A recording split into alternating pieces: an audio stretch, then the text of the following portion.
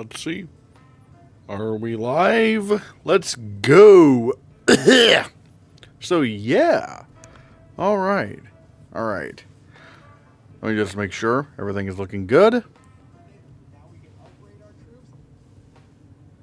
There we go. And we are live, everybody. How are we doing? Let's go. Hello, AJ. Hello. All right, my God, we're gonna get some people here. My God, hey everybody, this is the BAFTA and Writers Guild Awards pregame show.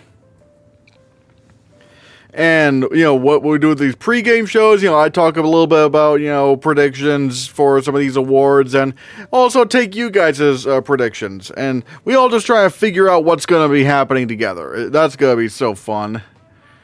And hopefully we can get to 60 members today. I'm hoping we can get to 60 members, because where are we currently at with members? With memberships? Let's see. We're at 45 members right now. All right, 45 members. Let's see if we can get to 60. Let's see if we can get to 60. So yeah, everybody. Good God, the BAFTAs are coming. The BAFTAs are coming on Sunday, and tomorrow is the Writers Guild Awards. My God, and we'll talk about a little bit. Maybe we could talk about a little bit. We could talk a little bit about the Writers Guild Awards before we talk about. Kyle Flynn says, "Let's see if we can get to 65." Yo. 65. I mean, my God, if we can, if we can get to 65, then awesome. And remember, just in case you don't know, the way we can get to that is mostly through gift memberships, people gifting memberships to others. And so if you are able to, that would be very much appreciated. And hello, Sam Malabi. Hello, everybody. Sonic 2000 says, "I'm thinking Conclave for best film. BAFTA, but I could be overestimating its home field advantage. If not, then Brutalist." Yeah, as much as I would love Conclave to win best film, it just feels like a film that's just not gonna win. What the BAFTAs usually do, All Quiet on the Western Front was strange, but usually the BAFTAs go for whatever in top 2 for best picture. So, they'll usually go whatever in top 2, and sadly, I don't think, and also they happen to have pretty similar tastes to the Globes, so I feel like this is where the Brutalist is going to take it. I think the Brutalist is going to win best film at BAFTA. Hello, Luca. Hello, Celtic DW. Still pulling for Marianne Jean-Baptiste for best actress. I still need to see Hard Truth. I still need to see that. Did you see the Irish Academy results? Admittedly, I wasn't really paying attention to that for the most part. Hello, happy almost BAFTAs Friday. Yeah, I'm doing the pregame show today because I have a members only stream tomorrow. Which, hey, if you want to be in there for the members only stream, then consider becoming a member. Because, like I said, the goal I'm hoping we can reach a goal of 60 members today. We're currently at 45, and so if anyone's able to give memberships, hey, that's a great start. All we need is 15 memberships for today. That's all we really. That's the goal. If we can get to 60 memberships, all we need is 15 more. So that's going to be great.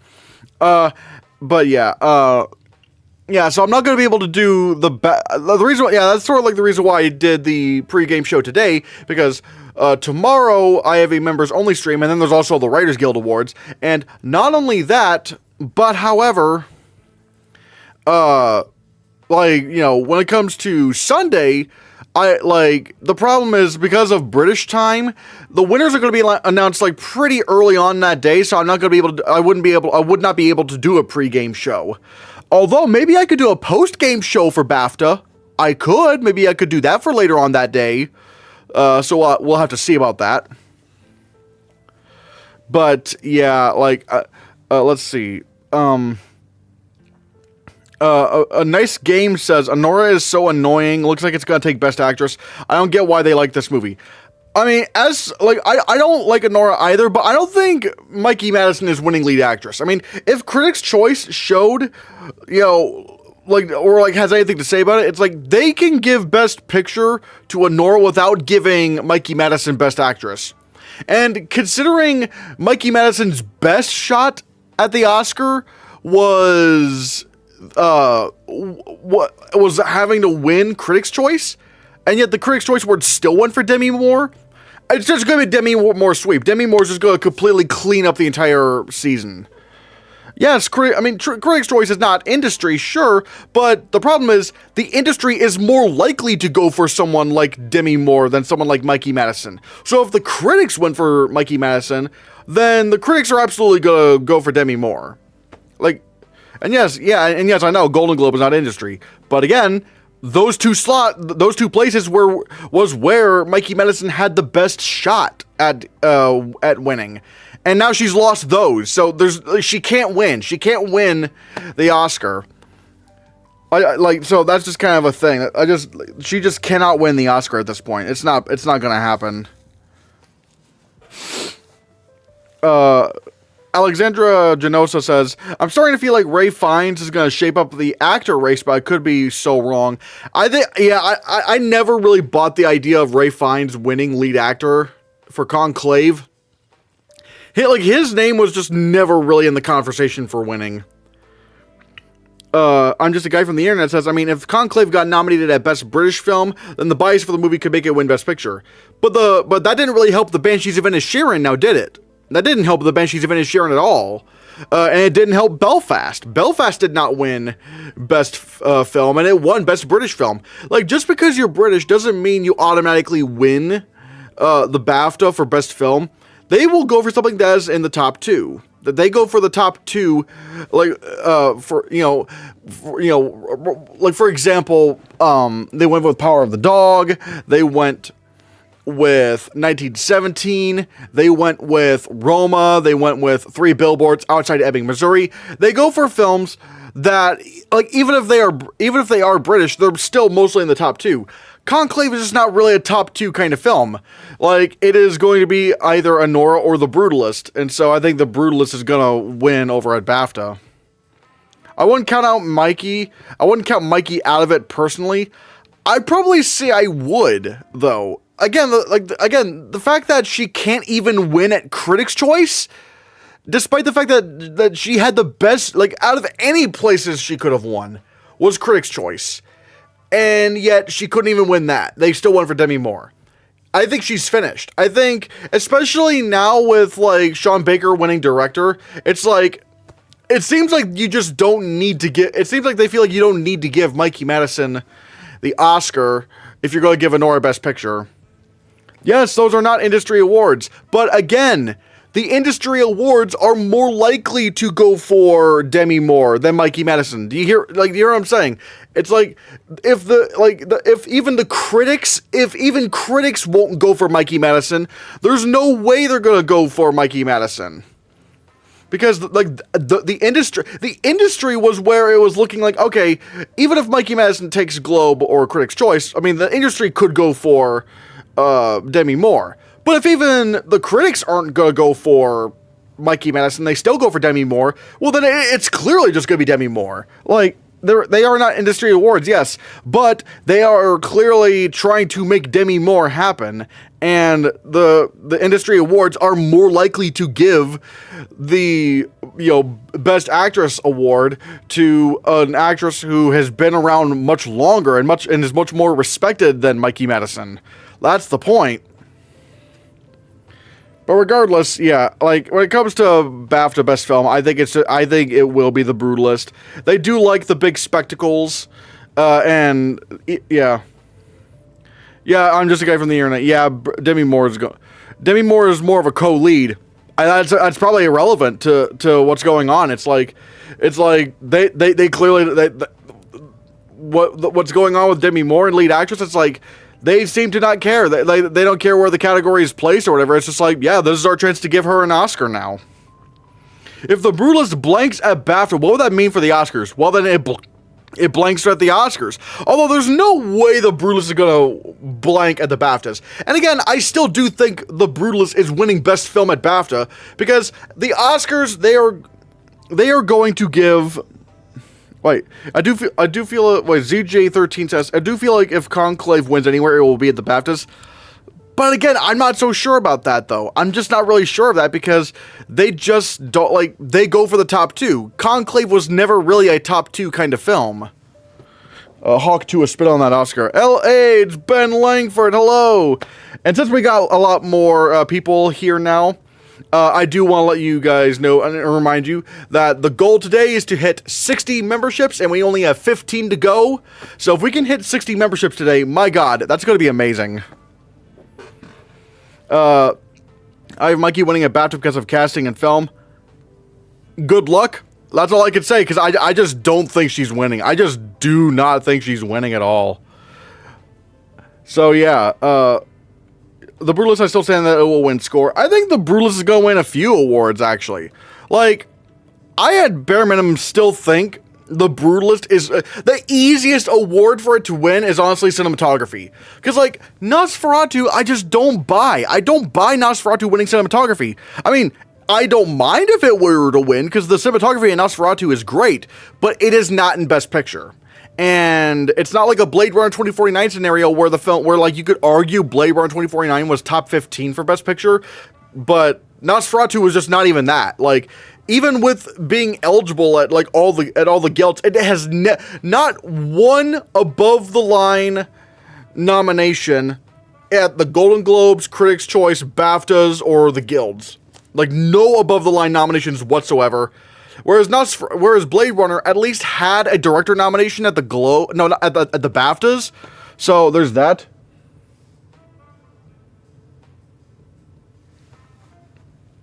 So I think, you know, I think Nosferatu is just not going to win. If The Brutalist can win any awards, it will be cinematography. Like that, it's going to be completely fine in cinematography.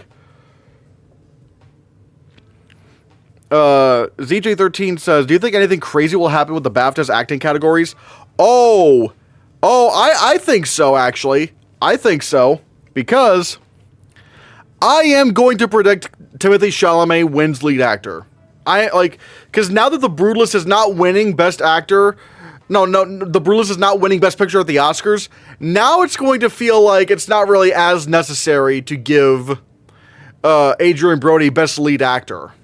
I feel like now this is an ideal time for Timothée Chalamet to win for A Complete Unknown. And not only that, but like, try to guess what's going to happen at SAG, because at SAG, at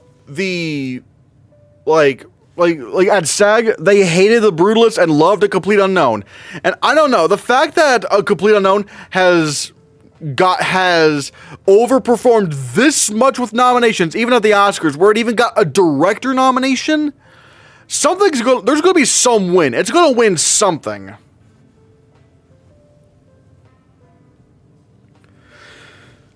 Alexandra Genosa says, I would love Sebastian Stan to win Best Actor at BAFTAs, but they're too scared to do it. I don't know if they're too scared to do it, because, like, this is, like, the British don't really have to worry about Trump as much, but I will say,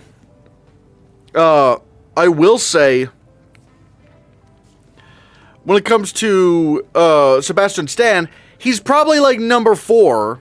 Like, actually, yeah, I'm looking through this. It's like, no, not number 4. He's probably number 5. If I'm going to be completely honest, at BAFTA, he's number 5 to win. So, like, you know, so I don't really think he's going to win. Mitchell Siranke says, mainly because Adrien Brody already has got an Oscar. Not really that, but I think it's also just like the vibe, and also Timothée Chalamet still kind of, you know, works with what you normally think of when it comes to a Best Lead Actor win. Let's see. Yeah, BAFTA, Hugh Grant is number 6. Yeah. AJ says, since Adrian will probably win SAG or BAFTA, I think Timmy's best path is if Rafe wins at BAFTA and Timmy wins at SAG. That would show some weakness in Adrian's chances. I mean, I don't like... I don't know if it's probable. I mean, he could, but like, again, I just don't think Adrien Brody's going to win lead actor at SAG if they hated The Brutalist that much. I do think Timmy can win SAG. No, no, I think he will win SAG, and I think he can definitely win the BAFTA. Because even the BAFTAs really liked A Complete Unknown. Like, they nominated it for Best Film. ZJ13 says, I feel like people are underrating Brody at SAG. I mean, look, he's the only nomination the film has got, and the movie underperformed with nominations. Like, even Guy Pearce couldn't get in. Like, damn. Like, the SAGs hated the Brutalist, so I don't think he's winning. And let's see. Pretty much Adrien Brody has already got an Oscar for The Penis, so the Oscar is already going to Timothy. Well, I don't know if that's the reason, because the Oscars will give second Oscars for performances. You know, they just gave a second Oscar to Emma Stone last year. They gave a second Oscar to Anthony Hopkins for The Father, and a third acting Oscar to Frances McDormand for Nomadland. So it's like, they don't mind giving Oscars to actors who already have Oscars, but I think the thing is with The Brutalist is that the fact that it's just getting ready to lose steam, like, it didn't win.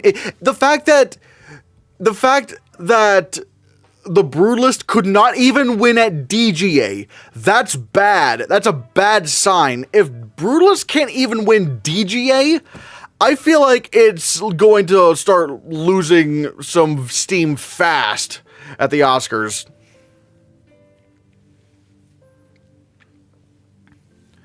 Frank G says, I'm predicting at least one acting award upset at BAFTAs. Yeah, me too. That's why I'm going with, actually, technically I'm going with a couple. Because I'm going with Timothée Chalamet for lead actor, but also, I am officially going to predict Yura Borisov for supporting actor for Anora, because if with Anora like surging like this, I feel like Yura Borisov is gonna start winning supporting actor. Because if Mikey Madison is like so obviously not winning lead actress because of how Demi Moore is sweeping now, I feel like the acting award for Anora could just go to Yura Borisov, because Unknowns can and have won supporting categories before. Kieran or Edward could take a chance of winning, maybe, but I don't know. The problem with Kieran Culkin is that I've always said that Kieran Culkin winning an acting Oscar for a movie that's not in Best Picture, that's always a risk. That's always a risk, because like, if you're not in Best Picture, you're inherently vulnerable. So with Yura Borisov, he just kind of makes the most sense to me, and I think he might start winning. And Europe is probably a good place for him to start winning. So yeah, that's kind of what I'm thinking. You might need to remember The Power of the Dog when it won no Actors Award. True, but at the same time, The Power of the Dog was like, did not win Best Picture. Anora is going to win Best Picture at the Oscars. So like, I do want to pair that up with an acting Oscar. An acting Oscar. So that's what so yeah. I have a feeling that Zoe will lose, but I don't know to who. At BAFTA or SAG, because at SAG, I could definitely see her losing to Ariana Grande. But at BAFTA, I don't know. I feel like they're still rooting for Zoe Saldana for Emilia Perez. Yeah, I don't know. I just don't think she's going to lose at BAFTA. I feel like people are just going to look at this and go, oh, well, all the controversy is clearly from Carla Sofia Gascon, and she's not on the campaign trail anymore. So, yeah, we could just focus all our attention on Emilia Perez. And maybe that happens at BAFTA. I don't know. But I think regardless, I feel like Zoe Saldana is going to, I feel like Zoe Saldana is still going to win the Oscar and ultimately the BAFTA. let's see. ZJ13 says, the thing, even though With a Real Pain isn't nominated, people clearly loved the performance and the script, which I think can carry him. I don't know. I just don't know about that, though. I just don't know about that, because, look at, Black Panther Wakanda Forever with Angela Bassett. People loved her performance in the movie, but the movie wasn't in Best Picture, and so she ended up falling off to someone who was in Best Picture. So that's kind of what I'm wondering here. That's kind of what I'm wondering what's going to happen. I just don't trust the fact that she's not in that. I just don't trust the fact that Kieran Culkin is in a non-Best Picture nominated film. And again, with Yura Borisov, I just feel like people really liked him in the movie, and the movie is surging in Best Picture, so they might just want to give him the award. I think ZJ13's... AJ says, I think Felicity is more likely than Isabella because of the screen time and she's British. I don't think so. I think Isabella Rossellini is more likely because the fact of the matter is, Isabella Rossellini got nominated more places. Like the fact that Felicity Jones couldn't even get nominated at Critics' Choice and SAG, I think she's very unlikely to win. I feel like Isabella Rossellini, the only place she really missed was SAG. That's really the only place she missed, but she's gotten nominated everywhere else, so yeah. Trying to think of what. And like I said, guys, I do want to let you know that we still have memberships open. We're trying to get to 60 members, but all we need is 15. So if you're able to gift memberships, then hell yeah, let's go. The film with a chance to upset The Brutalist because Brody is the favorite in actor. It's strong in cinematography and score. Corbett is still slightly competitive in director, depending on BAFTA. I mean, probably, but again, I don't know. I feel like even if, and I am predicting The Brutalist to win Best Film at BAFTA. I am predicting The Brutalist to win Best Film. But even if The Brutalist wins Best Film at BAFTA, I feel like it's too late. The fact that Honora won PGA and more importantly DGA, I think that's just sealed the deal. It's like Honora's just going to win Best Picture. I don't care what the BAFTAs do. It's just the Oscars are going to do Honora, which is sad, but what if director goes to Berger at BAFTA? That would be wild. Yeah, then The Brutalist would be absolutely finished in Best Picture. Because, if Brady... That would mean Brady Corbet only has the Golden Globe. Only has the Golden Globe. That would be insane. EastDVR. Hello, EastDVR. Hello. Yeah, we're doing a BAFTA and Writers Guild pregame show. Since Writers Guild is tomorrow and the BAFTAs are this Sunday, and we're going to hopefully try to reach 60 memberships today, and we only have 15 to go. The only reason why I don't think it's going to go to Conclave, EastDVR, the reason why I don't think it's going to go to Conclave is because Conclave is not really top 2, and if you're top 2, that's where you'll win at BAFTA. And plus, with the BAFTAs, they usually kind of align with what the Golden Globes do, and so with and Brutalist seems like something like a Globes thing, and I feel like that would also repeat at BAFTA. And I just don't think Honora is going to win Best Picture here at BAFTA, because the BAFTAs are really, really, really bad at predicting Best Picture for the Oscars. Unless there is an undeniable sweeper like Oppenheimer and Nomadland. Other than those, it's they're pretty bad at predicting Best Picture. Was All Quiet top 2? Maybe. I mean, who knows? It is kind of hard to say if All Quiet was top 2, but because it didn't even win adapted screenplay at the Oscars. Che says, how is everyone streaming the BAFTAs? I'm probably not, because the problem with the BAFTAs is that they are not, the BAFTAs are not going to, how do I describe it? The BAFTAs aren't streaming live. The BAFTAs will have already, by the time the BAFTAs air on BritBox, then it's just gonna be the winners have already been announced. So yeah, So you're probably not going to see me reacting to the BAFTAs. You're just going to be seeing me reacting to who won. So that which really sucks because like I don't know why they don't just do a live stream. Like, do a live stream. No one likes to know what the winners are going to be in advance. No one likes that. The Wild Robot will be an easy pick to win Best Animated Film. Oh, I don't know. I don't know about that, Mitchell. I'm just going to say, yeah, I'm going to say Mitchell.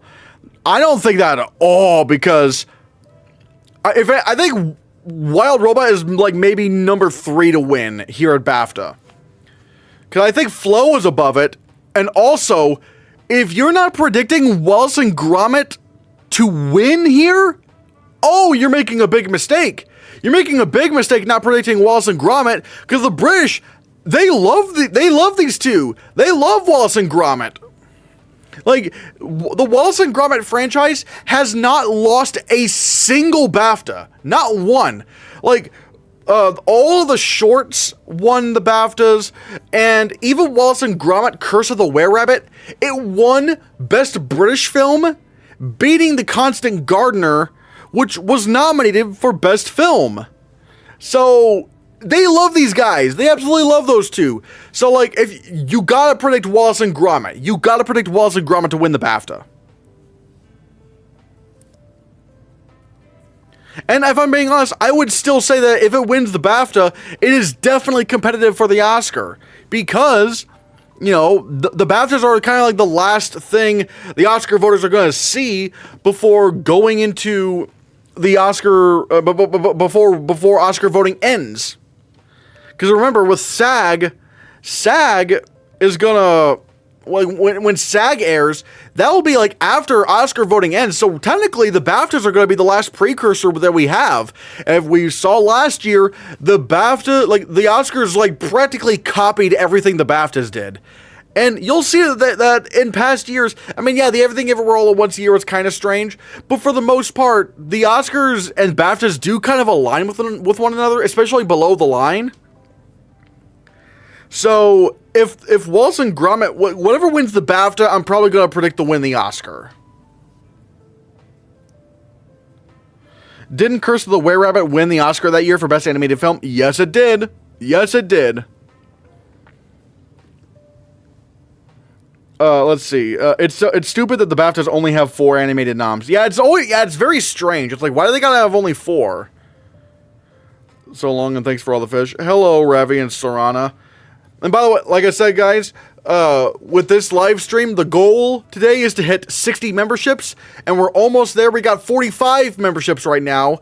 So if we can push to 15, that's going to help a lot for the channel. So here's hoping we can get to 60 today. But yeah. Hannahcast, do you like The Hitchhiker's Guide to the Galaxy? I never saw that, actually. Nice Game says, do you think Fernanda Torres can win the Oscar with just a Golden Globe? She's having a momentum and Hope Brazil is championing her. I do not. I think, I feel like Demi Moore has too much steam behind her, and I can't predict Fernanda Torres to win the Oscar if she only got nominated at the Globes. Like, I mean, forget the win. The only thing she was nominated for was the Globes. Nowhere else. So, like, I just can't. I can't predict someone who was not nominated at either BAFTA or SAG to win lead actress. I just can't do it. Wallace and Gromit locked in for animated feature at BAFTA. I'd say it's like, I would give it like an 85% chance that Wallace and Gromit wins BAFTA. Because, like, they just love these two. They love these two. What if they do Flow or Wild Robot instead? Oh, well then, whichever one, like, if Flow wins or if Wild Robot wins, like, whatever wins, it's winning the Oscar at that point. Like, if Wild Robot wins, then, yeah, it's undoubtedly the frontrunner at that point. If Flow wins, it is undoubtedly the frontrunner at that point. Sean Baker is locked in to win a Best Director and Best Original Screenplay. I wouldn't be so sure about that. I would not be so sure that he's locked in to win Best Director, I'd say, but Original Screenplay, if there's something the Critics' Choice Awards showed us, it is that you can give Honora Best Picture without giving it Best Original Screenplay. You just could. And I feel, the fact that the Critics' Choice Awards, alright, amongst the critics' circles, Honora was sweeping original screenplay. Sweeping. But The Substance won original screenplay at the Critics' Choice Awards. That can't be a coincidence. That cannot be a coincidence. This tells me that I feel like The Substance actually could win the BAFTA for original screenplay and could also win the Oscar.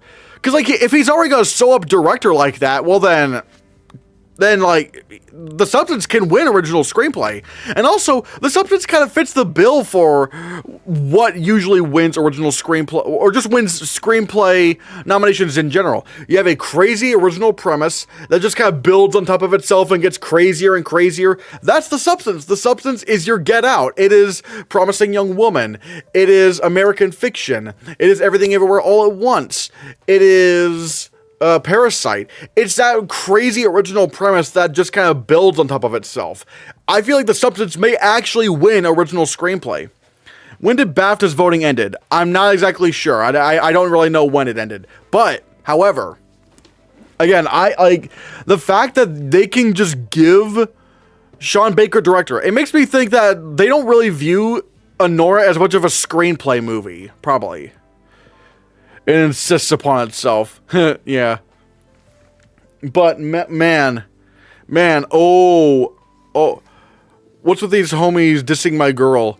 Who do I, Buddy Holly? Oh, wait, I don't get this reference. Who is that? I'll agree with The Substance for best screenplay. Oh, yeah, it's definitely Michelle. My God, ooh. Ugh. And really think about, man, I don't take the Critics Awards into much consideration compared to the guilds. But here's the problem, AJ. The reason why I'm taking the critics seriously this year when it comes to whatever is winning the Oscar is that Honora was the critics' best friend. The critics loved Honora. It was sweeping original screenplay amongst the critics groups. And yet the Critics' Choice Awards opted to go for The Substance instead? That's something I would expect, like, the BAFTAs to do, not the Critics' Choice Awards. It's sort of like why I am saying Demi Moore is locked in to win Best Lead Actress than Mikey Madison after that Critics' Choice Awards win, because, Mikey Madison, out of all the major precursors, Globes, Critics' Choice, SAG, BAFTA, her most likely chance of winning was at the Critics' Choice Awards, Mikey Madison. And yet she couldn't even do that. If Demi Moore can win the Critics' Choice Award, then she's just going to sweep the entire season. And the same thing can be said for Honora. With Honora losing original screenplay at the Critics' Choice Awards. The fact that the critics that were so gung-ho on Honora, and yet they just opted to give The Substance best original screenplay over it, again, that's something I would feel like the BAFTAs would be more likely to do, not Critics' Choice. So that makes me think, The Substance is on a streak to start winning original screenplay. Yeah, it is going. Honora is going to win Writers Guild, but again, that's only because The Substance isn't eligible at Writers Guild. Because the question remains: would The Substance have beaten Honora at the Writers Guild if it was eligible at the Oscars? No, not the Oscars. If The Substance was eligible for Writers Guild, would it have beaten Honora? I'd say yes, because this is a very Writers Guild movie to have. So this is kind of what I'm thinking. It just seems like they're thinking Honora is more of a directing movie than a screenplay movie. Mikey Madison will be a surprise win for lead actress during the rest of award season.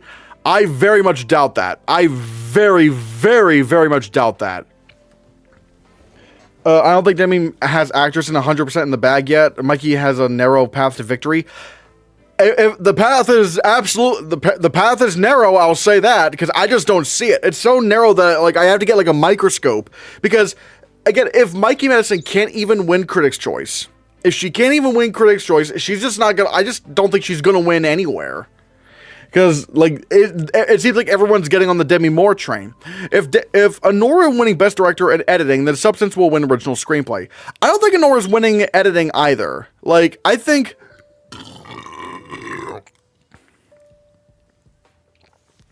I think with Anora, it's going to win Best Picture, Best Director, and Best Supporting Actor for Yuri Borisov, because newcomers actually can win Supporting Actor.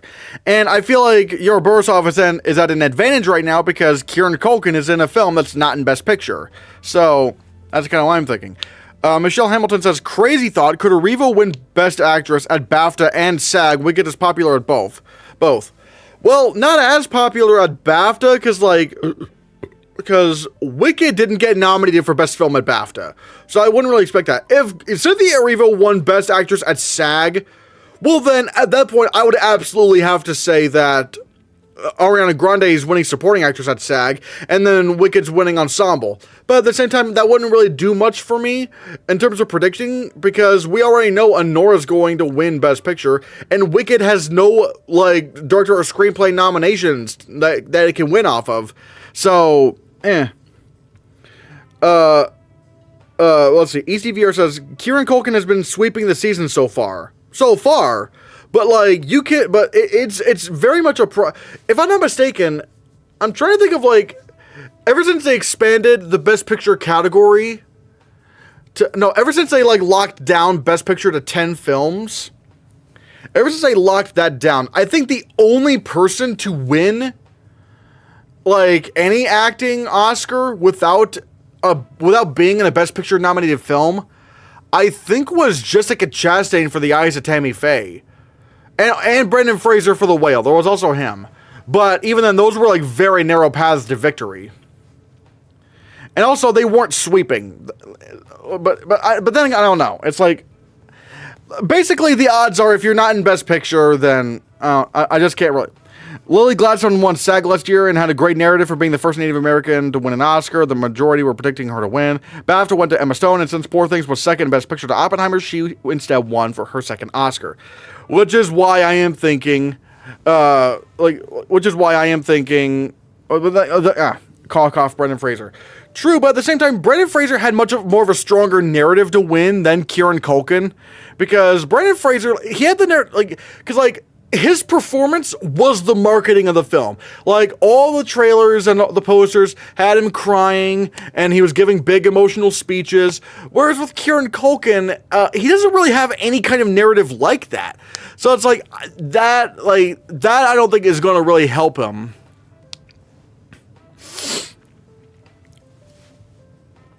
Mitchell says, a complete unknown could be a shocking win for Best Adapted Screenplay. I don't buy it, though. I think it's just going to be, Conclave all the way through. I mean, maybe not Writers Guild, because Writers Guild, Conclave was not eligible, but I think Nickel Boys is going to win Writers Guild. Conclave has been sweeping Adapted. A complete unknown winning would make no sense at the moment, since Conclave will pick up BAFTA too. Yeah, I would agree. And like I said, I don't even think a complete unknown is winning the Writers Guild Award, because... And let's take a look at this. I think Writers Guild is going to go to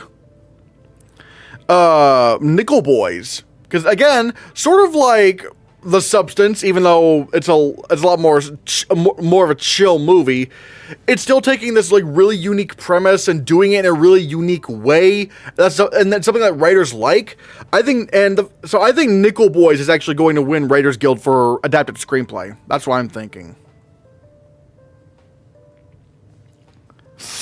What could be the dark horse to win British film? Okay, let's take a look at British film. I guess Kneecap, because Kneecap was longlisted for Best Film at BAFTA. So, if it's not going to be Conclave, then it's going to be Kneecap, I would say. What if Nickel Boys upset at BAFTA? Oh my god, yeah. Because, okay, if Nickel Boys upset at BAFTA, then it's absolutely winning the writer. Okay, well, by that time, we would already have known that Nickel Boys won Adapted Screenplay at the Writers Guild Awards. But if Nickel Boys won BAFTA, somewhere where Conclave was in its own home turf and it still loses to Nickel Boys, then yeah, Nickel Boys is absolutely going to take the Oscar. No questions asked. It will be, no way does it lose at that point. Conclave has a solid chance to win British film. Yeah, I am predicting Conclave to win. I'm just saying if there were a dark horse to look out for, I would say it's Kneecap. Oh, Michelle Hamilton is actually predicting a Nickel Boys upset at BAFTA. Okay, look. Hey, like, if they do go for Nickel Boys, then you would have called it, Michelle. Because I do think they're, like, but I guess the problem for me is, like, I can't really predict it right now because, you know, even Conclave won at BAFTA, won at Critics' Choice. But again, if Nickel Boys just randomly won at BAFTA, then, like, yeah, it would absolutely have to win the Oscar at that point. It would have to. Celtic DW says, I would love for Kneecap to win British film. That would be a pretty fun win. I do need to rewatch Kneecap. I've been thinking I've been wanting to do that. I don't see Conclave going home empty-handed, and its best shot is an adapted screenplay. Yeah, I agree. I do think Conclave is going to win adapted screenplay here. I'm just saying, if there were a number 2, you could look out for Nickel Boys. You could look out for that.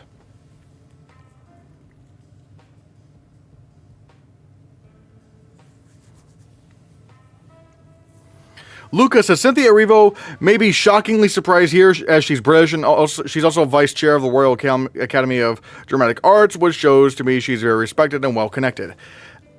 But again, I feel like you only surprise at BAFTA if you're like top 2. You know, top 2. But like, you know, what's her name? Banshees of Inisherin.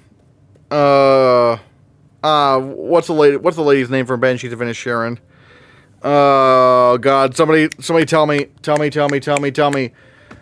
Carrie Condon. Yes, Carrie Condon. Carrie Condon was was top 2 for Best Supporting Actress. And let's see, Anthony Hopkins was top 2 for The Father. Olivia Colman was top 2 for The Favorite. So it's like, if you're going to make a big surprise at BAFTA, and also you could also maybe make an argument that like Dev Patel was maybe number 2 to win supporting actor over Mahershala Ali. Like Mahershala Ali ended up winning, but you could maybe make an argument that Dev Patel was number 2. So, but like, really, you only get like the the British person upset if like that person is like number 2, is like in the top 2. I just don't think Cynthia Erivo is top 2. I think she's like maybe at number 4. I mean, let me look at who was in lead actress. Let's see, Demi Moore, Mikey Madison. At the time, maybe Carlos Sofia Gascon. So, but I don't know about anymore. Maybe you could argue Cynthia Erivo's top 3, but still that's not top 2. So I don't think she's gonna win. Ray Fiennes could be another surprise win for lead actor, but again, I just don't think he's top 2. I think the race is between Timothée Chalamet and Adrian Brody. Like those. So like again, I just don't think the British thing works unless you're top 2. EastDVR says, I doubt Fiennes could take actor due to the J.K. Rowling controversy. I don't think that's going to be a factor because Hollywood or just the film industry in general, like they like J.K. Rowling. They don't care about any of the controversies. So sadly, I mean, good God, like even John Lithgow is looking to star in star as Dumbledore in the stupid Harry Potter series. So it's like. The industry sadly just does not care about what J.K. Rowling has to say because they will clearly work for her regardless.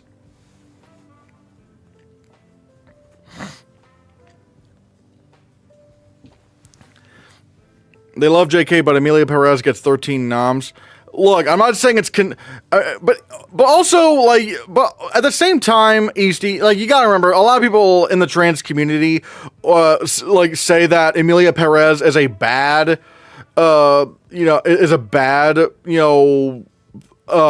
bad representation for trans people. So so that's probably, probably not really a great, so like how I explain it, it's probably just not like apples to oranges, or I don't know what I'm saying. Which is why I think Marianne Jean-Baptiste is winning. She won several critics to the trifecta, and even the London Film Critics. There could be upset for lead actress. I just still can't think she's going to win. I just don't think she's going to win. Because I just don't think she's top 2. Why is Timmy top 2? He has not won anything, and Fiennes has strong film. Actually, if Timothée Chalamet was nominated for Dune 2, I would personally campaign for him. But the thing is, like, everyone always kind of figured, like, with A Complete Unknown doing this well, again, even at the Oscars, James Mangold got a director nomination. That does not happen for musical biopics. That just does not. Hell, it got nominated for, like, every above-the-line category it could have gotten nominated for. Best Picture, Director, Lead Actor, Supporting Actor, Supporting Actress, and Adapted Screenplay. 6 above-the-line nominations. That is widespread support for the film. It would be one thing if it was like Elvis and it was just like mainly a tech juggernaut plus Austin Butler, but no, it's kind of the opposite here, because the above the line potential this movie has is insane. And I think A Complete Unknown only got like 2 tech nominations for sound and costume design. And that's it. Like, most of the above the line, it's mostly above the line love that it's getting. So that's why I feel like Timothée Chalamet is number 2, or hell, I'm even predicting him to win at BAFTA, because something is up. A movie like this that gets this much above the line love, I don't think it's gonna go empty-handed, especially now that The Brutalist is just not gonna win Best Picture at the Oscars. So like, it now kind of feels like Adrian Brody is indeed, what's the word I'm looking for? Adrian Brody is optional at this point. Best Picture has a lot of above the line players this year. Honora, Substance, but I don't know. Like, I'm trying to think of like how much, how much above the line love these films have. Okay, let's see. The Brutalist has Best Picture, Director, Screenplay, Actor, Actress, or Supporting Actress, and alright, it has 6 nominations as well, but also The Brutalist performed so badly at SAG. Honora, Picture, Director, Screenplay, Supporting Actor, Lead Actress, 5. Yeah, that's 5. The Substance really only has like Picture, Director, Screenplay, and Supporting Actress, and Lead Actress. Lead Actress and Original Screenplay. That's 5.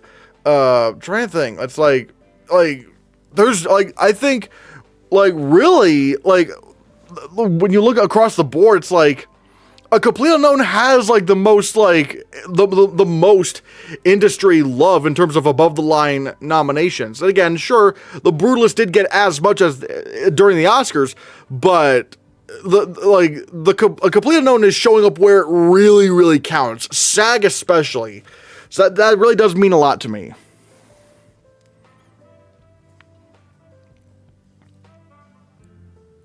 Casting winner. Oh, and that's another thing. Casting. I actually do think A Complete Unknown is going to win casting, because they have to cast a lot of real life figures, and a lot of the real life figures who can sing. All right, that's the thing that you also have to consider. It's like they're casting a lot of real life people that were singing, and these actors have to start singing. So I think that's actually a good observation. Yeah, so like, I do have A Complete Unknown winning Best Casting. I do think that's happening.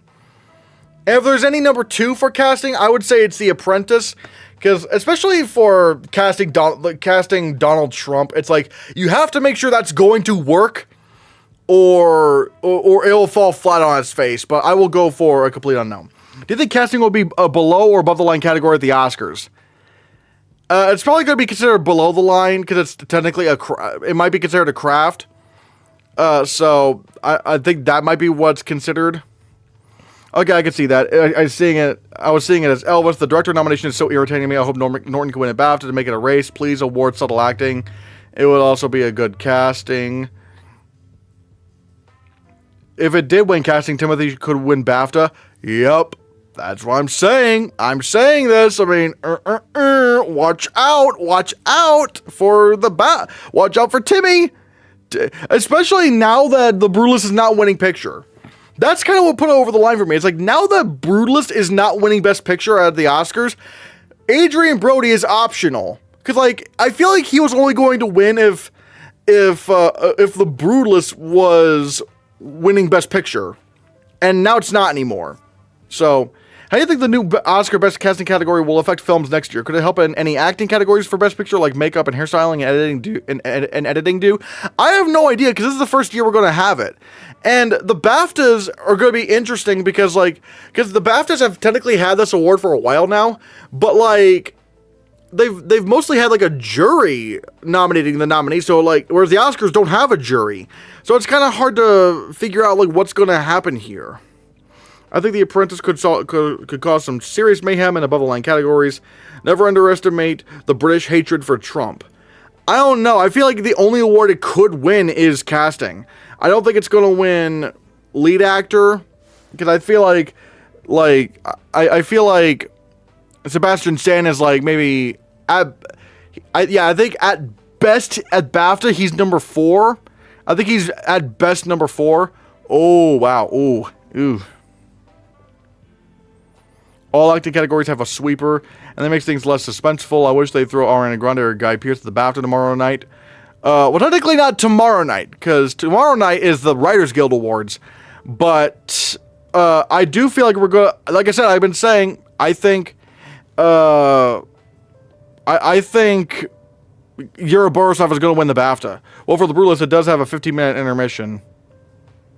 Yeah. Okay, I will say, guys, I will be right back, but I did not realize this. Oh, God, I need to use the bathroom. So hang in there. We will be right back.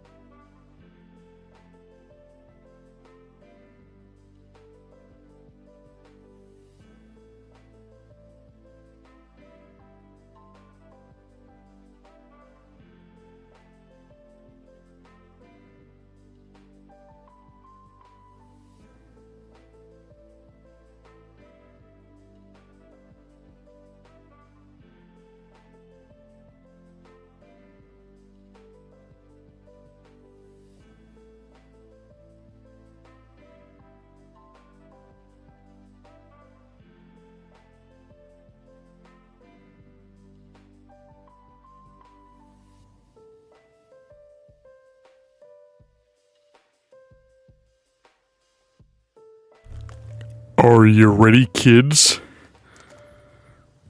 I can't hear you.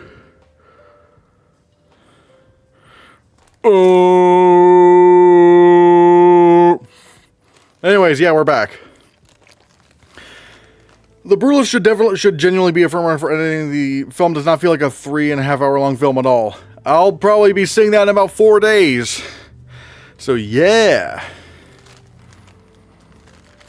Oh, but also, like, what took you so long? I was using the bathroom. Look, like,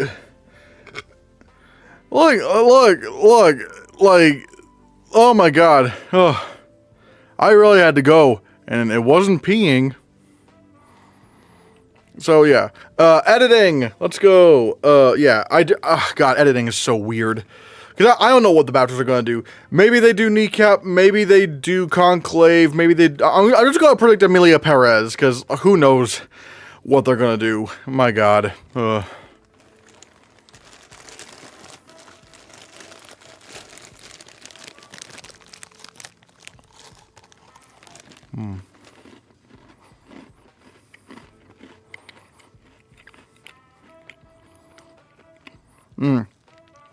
What about you guys? What do you think is happening over at editing? Honora is one of them too. I just don't see Honora as an editing movie.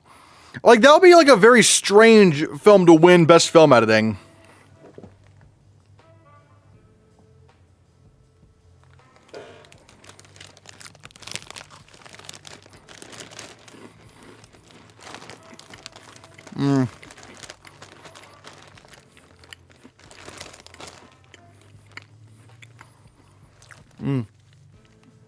Probably Conclave.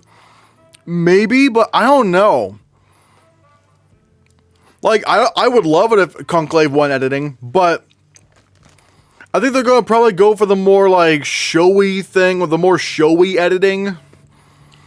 Wait, do you Honora winning any BAFTA other than supporting actor? Probably not, actually. Again, I just feel like the Oscars are going to love Honora more than the BAFTAs are going to. That's kind of what I'm thinking. Unless they just give Sean Baker Best Director, which, oh my god, like, if that happened, oh Christ, but... And I can't really predict Wicked to win the Oscar either, because it only got an ACE nomination. That's the only place it got nominated. I just can't predict anything to win the Oscar without a Critics' Choice or BAFTA nomination. EastTVR says, I still think every award show from this point is going to take the Emilia Perez drama to heart. In some categories, yes, but I don't know.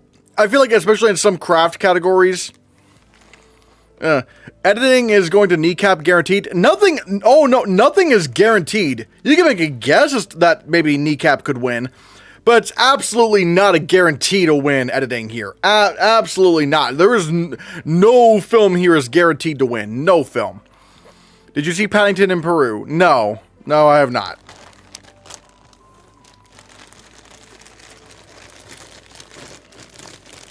But yeah, it is really tough. Like, editing really is tough. I mean, Kneecap could win, but I would not say it's guaranteed. Nothing is guaranteed here.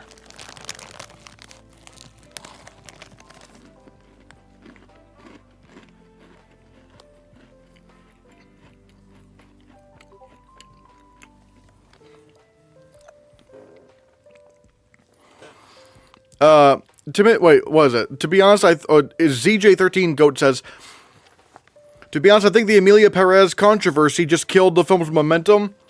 I don't know. I mean, it's really hard to say.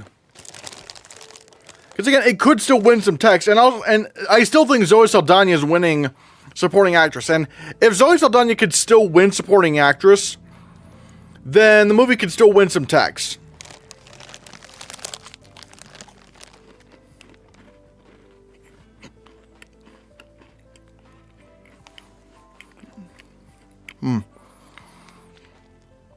Mitchell says, Timothy is heading for that Oscar win?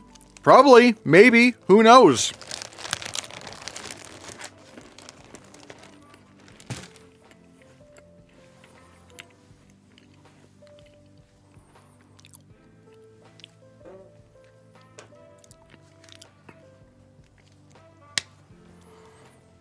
So yeah, it is really tough. Editing is so hard to figure out. My God.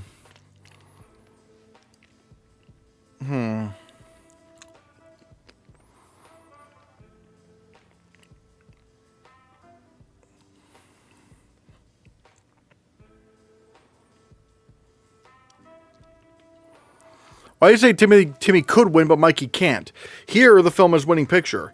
Well, the problem is that you don't really win a lead acting category if you're a newcomer. Really, most of the time you don't. You don't really do that.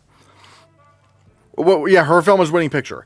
Like, yeah, you don't usually win a lead acting Oscar if you're a relative newcomer. You know, people say, yeah, like, yes, Mikey Madison was in Scream and stuff, but you know what I mean? Like, Timothée Chalamet is already a previous Oscar-nominated actor. So, like, that's the problem. Mikey Madison just is just not really a household name. And the Oscars have proven that you don't have to win an acting award to win. Well, I am predicting Anora to win supporting actor, but you can win a supporting actor Oscar if you're a newcomer. But Brie Larson won and was young. Brie Larson was still in more prominent films than Mikey Madison was. In more prominent roles. Like, you know, Brie Larson was in Scott Pilgrim vs. the World. Brie Larson was in 21 Jump Street. Like she was just in a lot of other movies in more prominent roles than Mikey Madison was. There's no way Borisov wins, but Madison doesn't. Who says? I think that can happen. I think that could absolutely happen. I had a feeling it was going to win 3 awards: supporting actress, song, and international film. And I think just those 3. I think prestige movies is what he's trying to say. But even then, it's like Mikey Madison wasn't really in that many prestigious films. And I mean, yeah, she was in Once Upon a Time in Hollywood, but she kind of got swallowed up by the rest of the cast in that film. Like, she was not. I didn't even realize she was in Once Upon a Time in Hollywood until people pointed it out.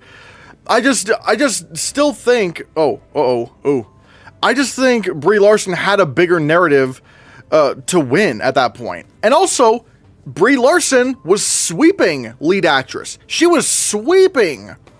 Mikey Madison has not. She lost the Golden Globe and she lost the Critics' Choice Award. And before anyone says, yes, those are not industry awards, she was more not Brie Larson. Mikey Madison was more likely to win the Critics' Choice Award than anything else, because the critics were always on Honora's side, were always on Mikey Madison's side, and even they didn't want to give Mikey Madison the award. And so you turn to the industry, which historically does give more awards to actors that they are familiar with, that are more legends. They're more likely to go with Demi Moore than Mikey Madison, and Mikey Madison has already not been winning. But she's the frontrunner in Best Picture. Many actors don't win. Many actors don't win. Don't win when they are in the Best Picture frontrunner. You know, let's take a look at Parasite. Parasite had no actors winning. Birdman had no actors winning. The Shape of Water had no actors winning. Trying to think. So it's like, and Argo didn't have any actors winning, and yet that was the front runner for Best Picture. So it's like, you don't need to win you don't need to win an acting Oscar in order to win, you don't need to be in a Best Picture winner to win, an acting category.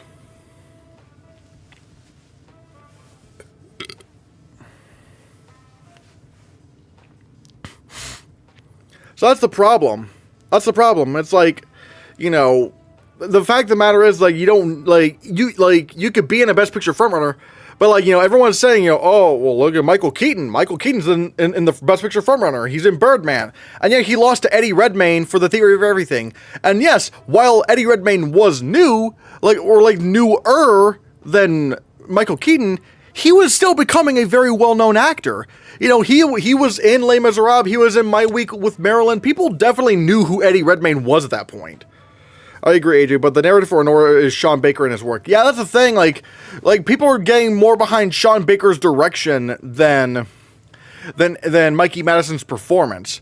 And I do think, like, Honora will go home with an acting Oscar. I just think it's probably, if it's going to be anyone, it'd be Yura Borisov, because you can be a newcomer and win a supporting category. Because that absolutely happens all the time. You know, look at Troy Kotzer and Coda. Even though Ke Huy Quan was technically in movies when he was a kid, I mean, come on. People really started paying attention to Ke Huy Quan when he was in Everything Everywhere All at Once. You got Mahershala Ali in Moonlight. Again, he was in some stuff before, but, like, you know, people started to really pay attention to Mahershala Ali once he was in Moonlight. So it's like, yeah, like, you can win an acting award if you're a relative newcomer, if you're in a supporting category. But lead acting doesn't really happen that much. Mikey Madison is becoming a well-known actress. And the keyword becoming. Demi Moore is, like, decades-long well-known. That's the problem. I'd just be shocked if Mikey didn't win a single televised award this entire season. Well, get ready to be shocked, because, again, her best shot at winning was Critics' Choice. That was her best shot at winning. If she can't win the Critics' Choice Award for lead actress, if even the critics won't go for her, then the industry absolutely won't. They absolutely won't go for her at this point. Because Demi Moore has just established herself as the frontrunner. If Mahershala Ali was in Moon Knight, it'd be a better show. I think it was more a writing thing than the performances. The performances didn't really hurt the show at all. It was just merely the writing and direction was just not really all that great. The momentum is with Honora now. Critics' Choice voting was in January. Sure, but there have been movies that caught momentum later on as well that still did not win acting award. Like, that still did not end up winning the acting awards. Again, look at Birdman. Birdman was not expected to win Best Picture at first. It was going to be Boyhood. But Birdman at the last second started becoming the frontrunner. And even though it won Best Picture and started catching up steam, Michael Keaton lost steam. Honora is like with Mulligan winning for Promising Young Woman, but the Academy saw Emerald Fennell as the real creative force behind the film. That's probably a good example with that. Like, people thought it was going to be like Mikey Madison that wins, but people are more interested in giving Sean Baker awards. Hell, even Sean Baker has a bigger narrative to win Oscars than Mikey Madison, because he's been around the industry for a while now. Mulligan's film didn't win Best Picture, though. But again, you see what Michelle is saying. It's like Mikey Madison is just not very well established as an actress, and she's not sweeping. She's in the Best Picture winner, but if even legends like Michael Keaton can't win an acting Oscar, even though the film is winning Best Picture, then I feel like she's just done. The fact of the matter is that people are just not interested in giving Mikey Madison any awards. Like, her best shot was at the Critics' Choice Awards, and even they didn't do that. And SAG and BAFTA are places where they're more likely to go for a Hollywood legend than, you know, Mikey Madison. So I just feel like Demi Moore is just going to sweep this season. I think that's just the reality that we're living in right now.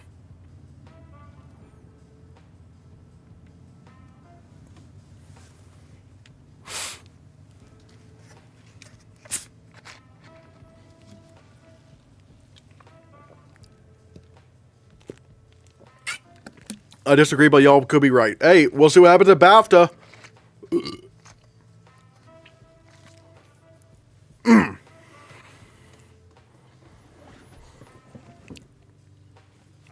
And like I said, guys, the membership goal here is 60 members. We're hoping to get to 60 members, and all we need is 15 more. If we can get just a little bit closer to that 60 membership goal, that's good. That could help a lot with the channel. So I'm just pointing that out there, that, you know, if you want to become a member, we got a lot of cool perks. Let's see. Oh, wait. Oops. Yeah. Like I said, guys, We have lots of cool perks open for members. And if you want to become a member, then the option's right there. So yeah. What if hypothetically Carla takes BAFTA? Oh, then there's going to be a firestorm of hate. Like there's going to be a firestorm of backlash. Oh, the internet will make sure that never happens again. But the internet is going, if Carla Sofia Gascon wins lead actress at BAFTA, oh, they will make sure that she does not win again. Believe you me.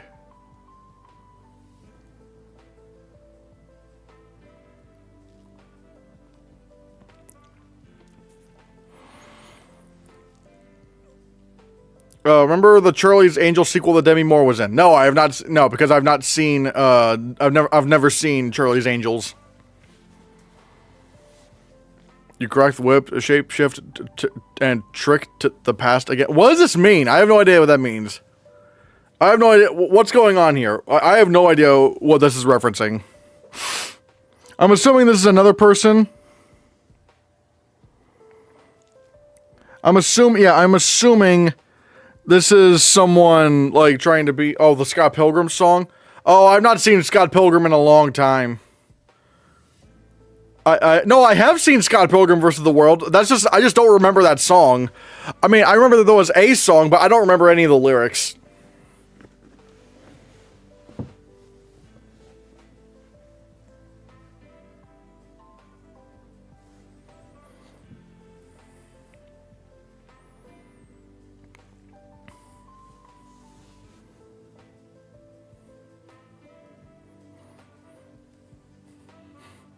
Saving Private Ryan, Brokeback Mountain, La La Land are three films that lost Best Picture after winning Critics' Choice, DGA, and PGA. Well, hopefully Anora can join them. I would love it if Anora lost Best Picture. I would love that. I would love that more than anything. But I just can't bet on that. I think it's Jover for us, fellas. I think it's Jover. Anora's just going to win Best Picture at the Oscars. If The Brutalist wins Best Picture and Golden Globe combo, does it have a shot to upset at the Oscars? I would still say no, because BAFTA is historically bad at predicting the Best Picture winners. And sure, Nomadland and Oppenheimer won, but those were like clear frontrunners that were like never being challenged. This year, like there's no real frontrunner sweeper. If that, you know, so to say, there's no real there's no clear sweeper. So like because of that, it's like I just whatever wins BAFTA doesn't really matter. Like the fact that Sean Baker won DGA and he was just not expected to. If he can beat Brady Corbet at the DGA awards, that's like it's over. Honor's just gonna win. What was it? The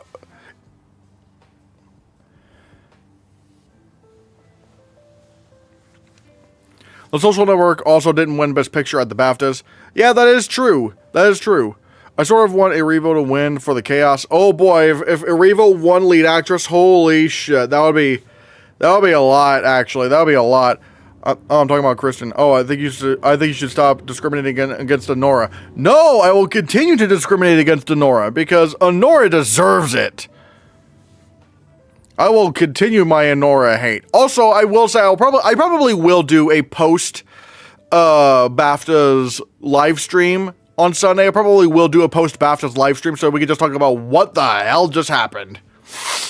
So yeah. But I think, but again, like, whatever went. Why do you hate Anora? The thing is, I don't hate Anora. I just I do very much dislike it because I think it's very unfunny and the characters are very annoying. But I don't hate it. But the thing is, I think it's funny when I'm just going like, bye Anora, or I'm just like, you know, because I'm because then I become like a villain in a way, and I think it's kind of funny that I'm like the Anora villain. So that's kind of why. Awesome. I'll be here to say I told you so, or apologize for my swings. Hey, we'll see. We'll see what happens. I mean, maybe some of my swings will pay off. Maybe they won't. Who knows?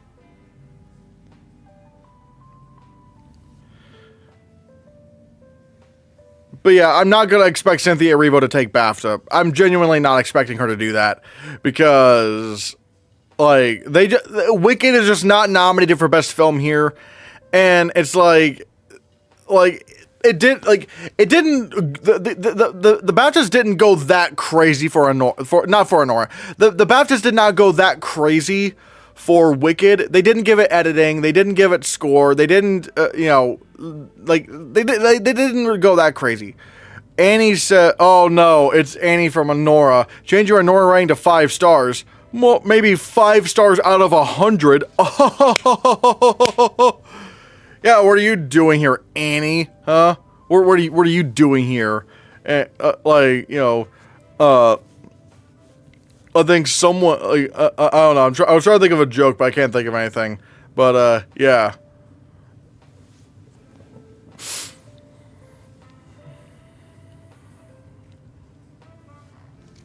Yo, whoa, Annie, whoa. Whoa, Annie. Whoa, you can't do that. Whoa, I think someone's are you sure you're Annie or that Scream villain? I don't know, I never saw Scream. I just saw that clip of the Scream clip. But wow, Annie, you can't do that, Annie. Wow, everyone, boo, Annie, boo. If you're a channel member, then like a spam Annie with like Hannahcast emotes or just any kind of Hannahcast emote, you know? Yeah, take that, Annie. Get Hannahcasted. Get Hannahcasted with Hannahcast emojis.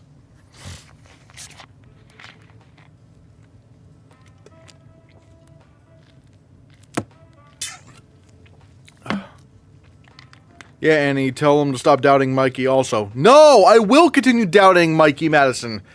Because if she can't win Critics' Choice, she can't win anywhere else.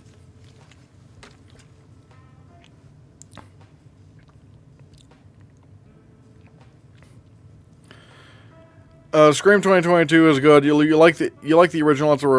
I've actually never seen a single Scream movie. It's a refreshing twist and has some great filmmaking, effects, and acting. Admittedly, ever since the whole Melissa Barrera stuff that happened, I'm just like, I'm not really interested in Scream. Maybe one of these days I'll watch the original, but like, I mean, with how they treated Melissa Barrera, it's like, you know what? Yeah, I'm not gonna like. It's just kind of like, I don't like what they did to her. I don't like what they did to her. I don't want to support it. The first Scream is great. I've not seen the first Scream. I have not seen the first Scream. Although I have seen Scary Movie. I've seen that. What's up? I'm really fascinated to see what that new Scary Movie is going to be like now that the Wayans brothers are back are back doing it.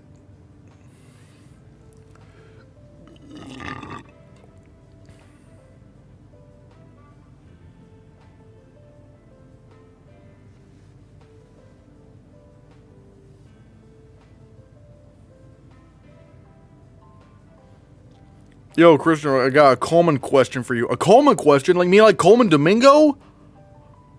Alright, what's the Coleman question? Maybe Coleman Domingo is directing and starring in a Nat King Cole biopic. Do you think he has a chance at a better shot at an Oscar for Nat Cole King or playing Michael Jackson's dad in Michael? Well, let me look and see who's...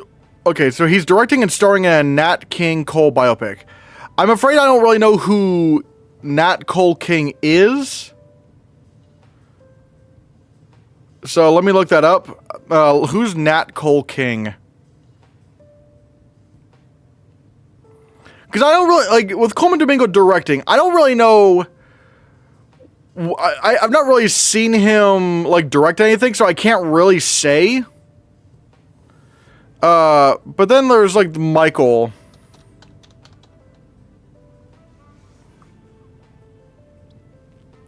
And Antoine Fuqua. Yeah, I'm not really gonna bet on Antoine Fuqua if I'm gonna be completely honest. unless the reviews prove me wrong, I'm not gonna bet on Michael because Antoine Fuqua is such a Antoine Fuqua is such a hit or miss director, and he hasn't even directed anything since. Wait, hold on a second. Whoa, hold on a second. Oh, wait, what? Okay, even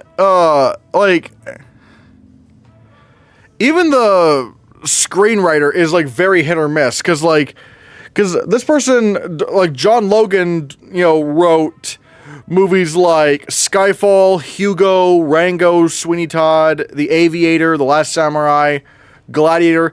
That's fascinating. But John Logan has also written They/Them, Alien Covenant, Spectre.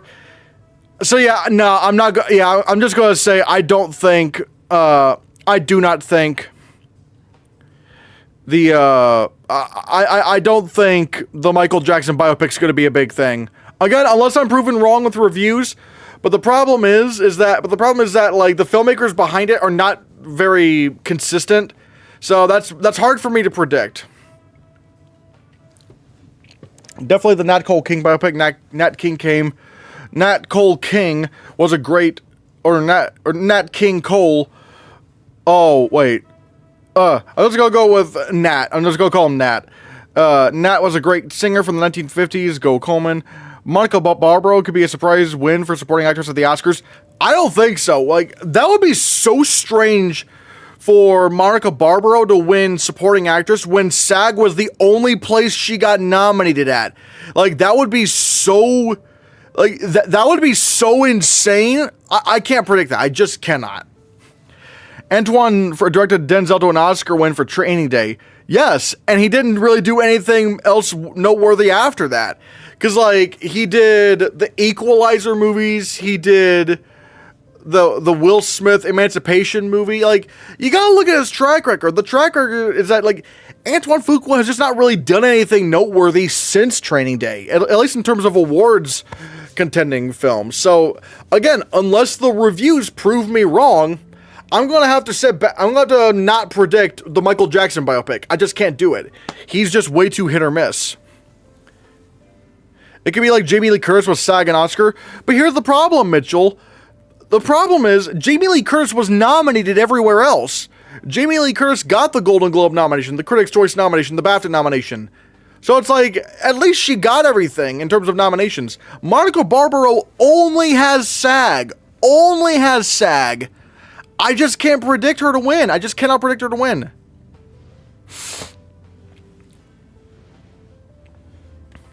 I just can't do it. I just cannot predict her to win. I just can't. Ugh. What is happening over here?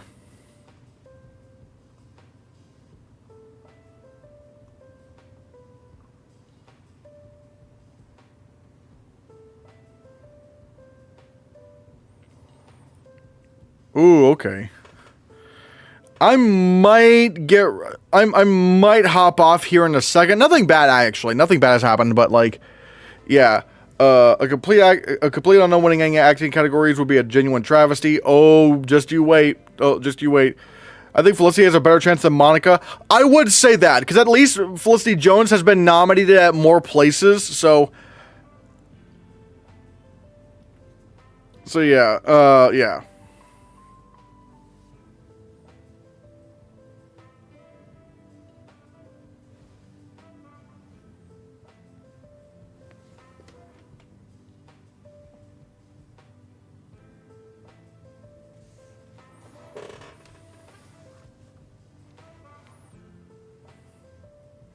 Also, but I will say, let's look at the, like, before I head out, let's look at the Writers Guild Awards, shall we? Let's look at the Writers Guild Awards, alright? For original screenplay, we have A Real Pain, Honora, Challengers, Civil War, My Old Ass. I think it's pretty safe to say Honora is winning here for original screenplay, because, like, that's the only film nominated in Best Picture. So it's like, I kind of feel like that's most likely. And with adapted screenplay, I actually think it's going to be Nickel Boys that wins. I think Nickel Boys wins. I mean, the fact that... Is your collab with Brother Bro still happening? Yes, actually. My collab with Brother Bro is going to be happening... Hold on, let me look at the schedule. On the 26th. All right, on the 26th, that is when... February 26th is when my predictions... My final Oscar predictions with Brother Bro... That, like, yeah, that is what, like, yeah. This is the day where I will be, collabing with Brother Bro. So, that video is coming on the 26th, so, yeah.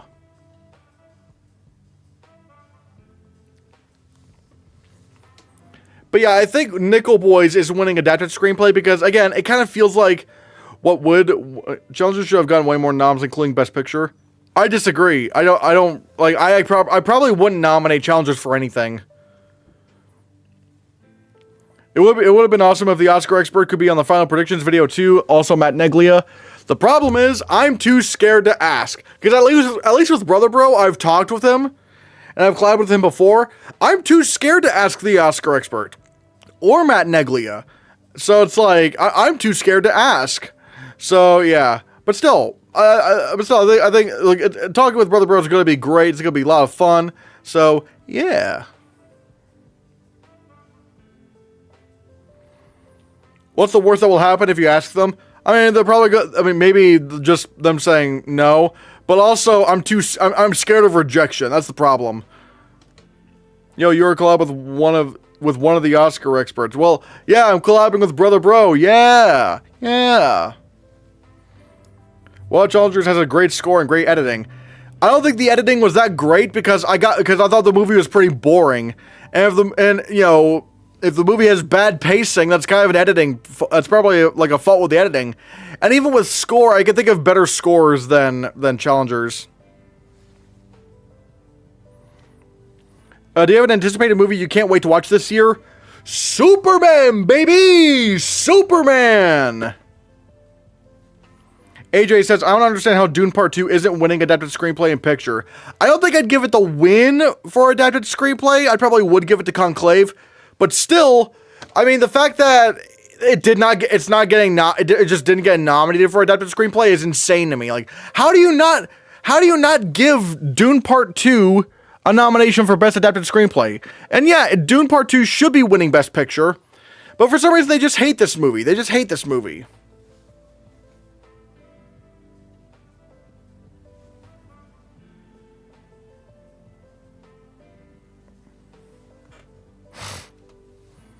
Which of the actual nominees for adapted screenplay would you take out for Dune Part 2? Emilia Perez. But even then, okay, what would my best adapted screenplay lineup look like? Also, I can't necessarily say I would nominate A Complete Unknown because I haven't seen A Complete Unknown yet. So keep that in mind. I can't say whether or not it should be nominated because I haven't seen it. But so far my adapted screenplay lineup would look like Conclave, Dune Part 2, Sing Sing, Nosferatu, and Nickel Boys. That's what my adapted screenplay lineup would look like.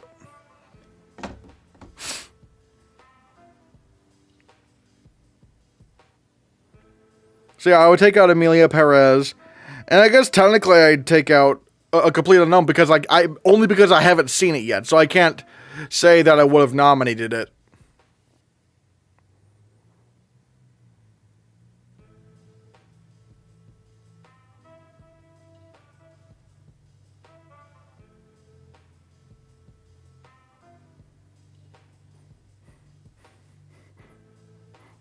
Are you watching The Brutalist at the theater? No. It's going to be coming out on digital on the 18th, I think.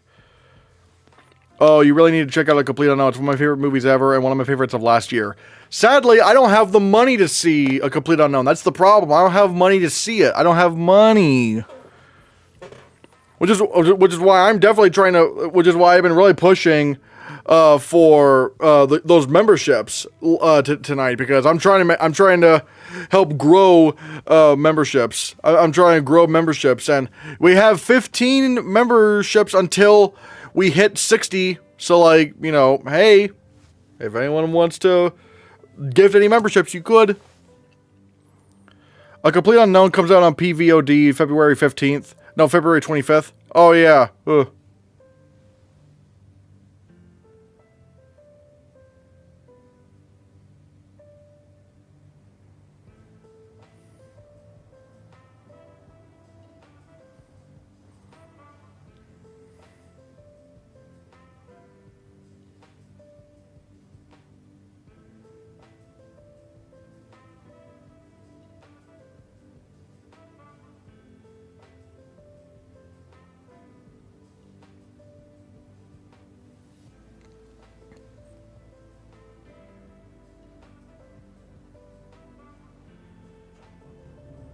When's The Brutalist coming to digital? I think it's going to be the 18th. I think it's going to be the 18th when The Brutalist comes to digital.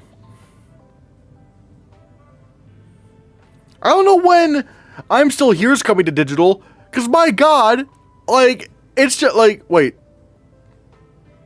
AJ was talking about The Brutalist. It's like, I've still not been able to see I'm Still Here, and it's nowhere to be seen. Where is I'm Still Here? Like, do they just not want people to see this movie? I don't understand it. It's like, you would think, like, after getting a Best Picture nomination, you would, like, push this film out for more people to see, and it's just like, nope. You don't get to see it.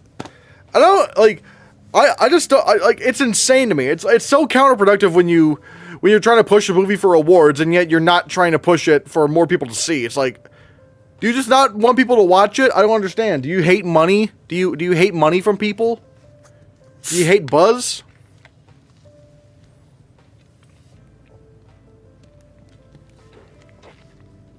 Like, it would suck so much if this was like the first year in a long time where I did not see every Best Picture nominee.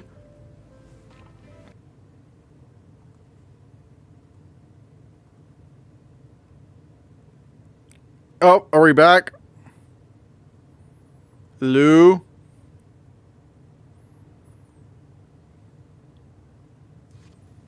Oh, looks like we're back. Hello. My god, yeah, my computer crashed. But it looks like we're back, I think. Maybe. Who knows?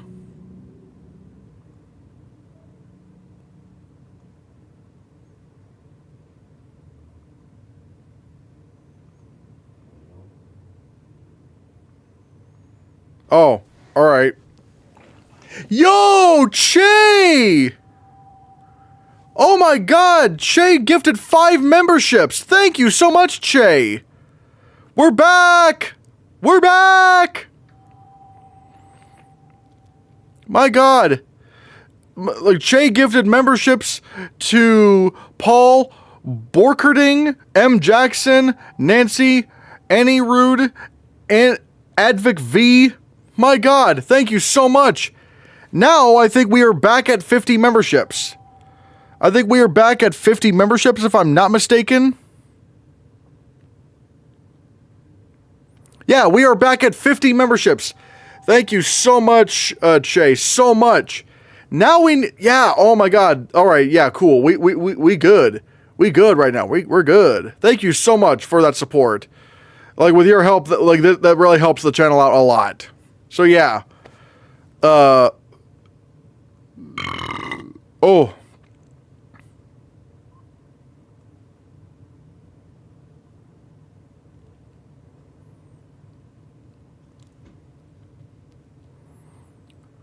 Oh, wait. Oh.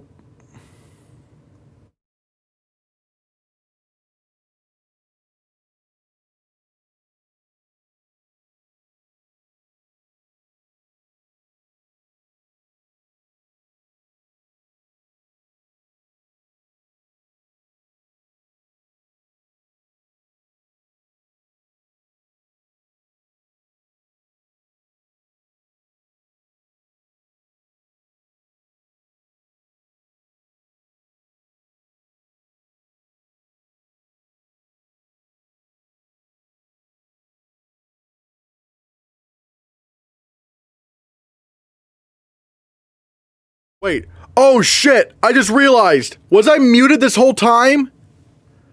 Was I muted the whole time?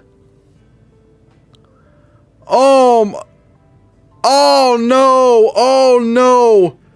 Okay, let me know if you can hear me. Oh, let me see if you can hear me now. Okay. Was I muted the whole time? Oopsies, there we go. Okay. Oh god. Oh my god, okay. Better go back. Thank you so much, Shay. Thank you so much for gifting 5 memberships. That really helps out the channel a lot. Yeah. Shay gifted memberships to Paul Borkerding, M. Jackson, Nancy, Anirudh Venkataramanan, and Advik V. Thank you so much, Shay. Like, now we're back at 50 memberships. That's 10, that's 5 members closer to the goal for tonight. Thank you so much for that. That really means a lot. But yeah, Nickel Boys is out on digital. It's great. It's just as great as everyone's saying it is. I love the screenplay. I love the directing. It is amazing work. It is amazing work. And I'm Still Here. Yeah, I don't know what's going on with that film. It would really suck if that ended up being like, if this ended up being like the first year in a good long while where I did not see every Best Picture nominee before the Oscars. Like, that would suck. That would really, really suck. So, yeah.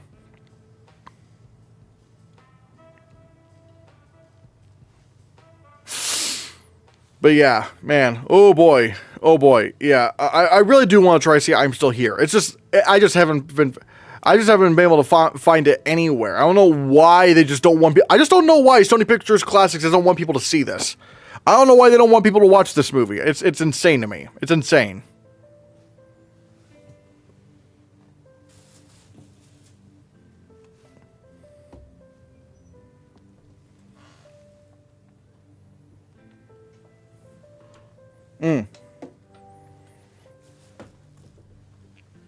Nickel Boys was great all around, but the camera movements made me slightly dizzy.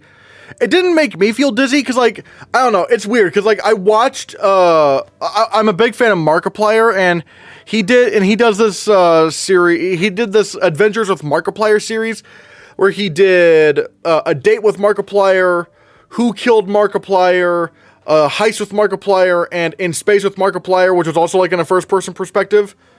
And with In Space with Markiplier and A Heist with Markiplier, those projects were more well produced and stuff, like had bigger budgets to them.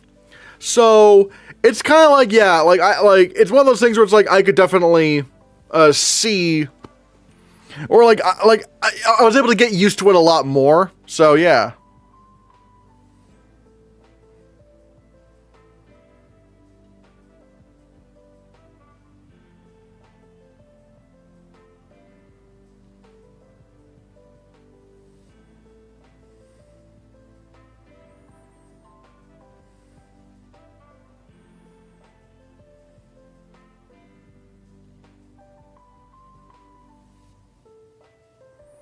Yo, Che's showing off the emojis. Yeah, guys, if you want these emojis, and also I should let you guys know that earlier tomorrow, probably maybe around 1 p.m., I'm going to be doing a members only live stream, because I got to do it earlier because the Writers Guild Awards are later that day. I think it's going to be at 6 p.m. they're going to be doing. I don't exactly know when they're doing the Writers Guild Awards. Let me actually check. I could probably literally just check. Saturday, February 15th. 4:30 Pacific Standard Time, so it's going to be it's going to be 8:30. Yeah, okay. So it's going to be 8:30, I think. Wait, no, 7:30. 7:30 Eastern Standard Time, I think. So maybe I could do it a little bit later, the pregame show a little bit. No, not pregame show, but the live stream a little bit later. So maybe I could do it around 3 p.m. Yeah, tomorrow at 3 p.m. I'm going to do my members only live stream, but you can only get that. You can only get to the member stream if you become a member. And like I said before, we have 10 more until we reach this week's goal of reaching 60 members. We've got 50 right now, and I'm hoping sometime we could, like, I'm hoping we can reach 60 at some point, because I do want to try to grow the memberships and stuff. So yeah. And like I said, you can just get like fun little Hannahcast emojis. Like you could get Skibbity Hannahcast, Skibbity Hannah, Skibbity Hannah. Mitchell says, I'm having low expectations for Emilia Perez during my marathon, so we'll see how that movie goes. Yeah, it's weird. Emilia Perez is weird. It's like when I first watched it, I was fine with it, but then I don't know. Like the more stuff that came out about the film, it's more like the more I'm like, oh man. Even though I still think there are some scenes in the film there are scenes in it that are good. Like I still do think there's some very creative like musical sequences in there, but it's just a shame. It just really is a shame. What went down with that film. So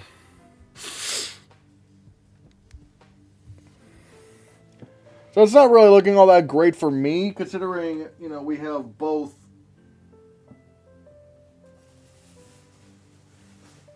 It's not really looking great for me, considering, like, the two big frontrunners are Nora and Emilia Perez. It's like, I just can't really win. I haven't seen The Brutalist yet, but I really hope I love The Brutalist. I just really, really hope I love The Brutalist. I just want to. But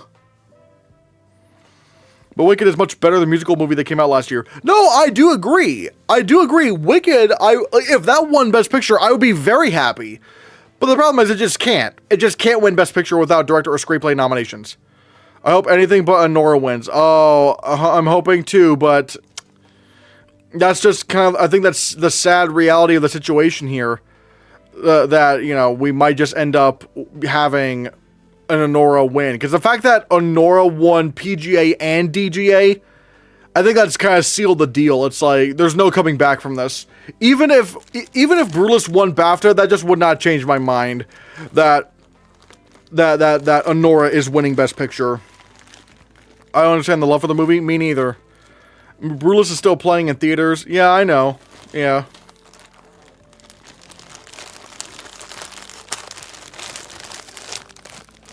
Mm.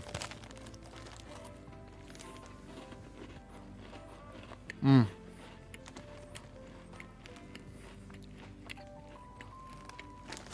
Mm.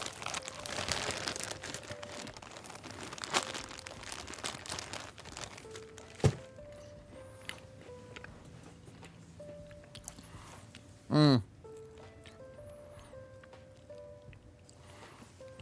Jay says the story isn't groundbreaking, and if it started a woman of color, no way it gets this far. I mean, it's not a very groundbreaking story, but that's not why I'm not really into Honora. Like, that's not really the reason. Because, like, you can have a very familiar story and still execute it very, very well, But the problem for me with Honora is I just think it's a comedy that's not very funny. And if if the job of a comedy is to make you laugh and I'm not laughing, well then, like, it just kind of fails at that point. Because the point of comedies, even dramedies like Honora, the problem there is that, like, the problem with dramedies is like they have the dramatic moments to balance out the comedy, but if the comedy isn't really funny, then I don't really care about the dramatic moments either. The dialogue is just 500 F-bombs, but even then I've seen that done very well. Like, the South Park movie did that very well, and The Wolf of Wall Street did that very well. It's just not, I just don't think it's a very funny movie. I just don't think it's a very good comedy. And again, the fact that there's just so much screaming going on, it's just too much. It's just too much for me.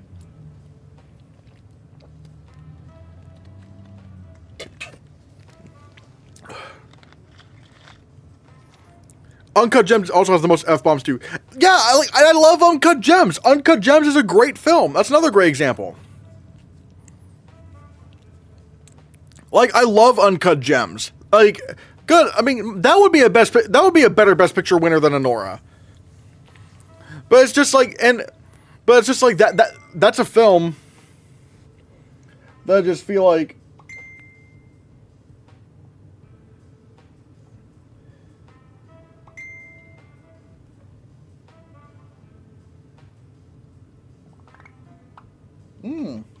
Ooh. Uncut Gems had a complicated character at the center. Yeah, like, it was Uncut Gems was one of those movies where it's very stressful, but it's properly stressful. And it's like, and the characters are shouting at one another, but again, it's one of those things where it's like, you know, the shouting makes a lot of sense here, and it's done. Like, the environment makes a lot more sense, and the characters make a lot more sense in that scenario. Well, I strongly disagree with the Anora hate. But again, I don't hate Anora. I don't think it's a terrible movie. It's just a very not good one for me. Like, for me, terrible.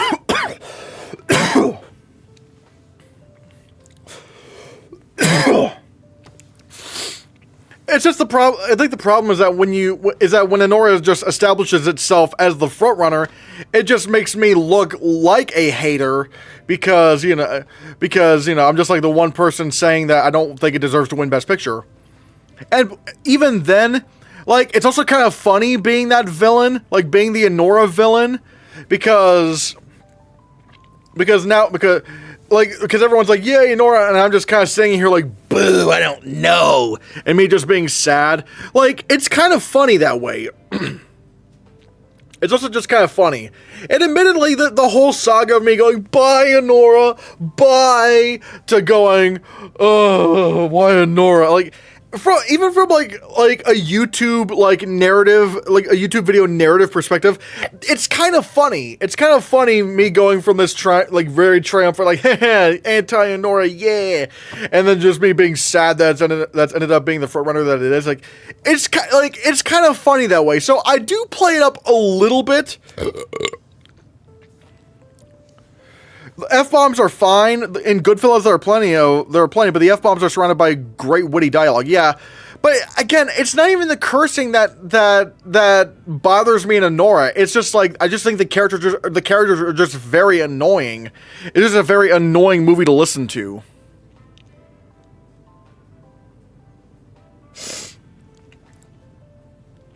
So that's kind of my problem. It's just I just find it to be a very annoying film.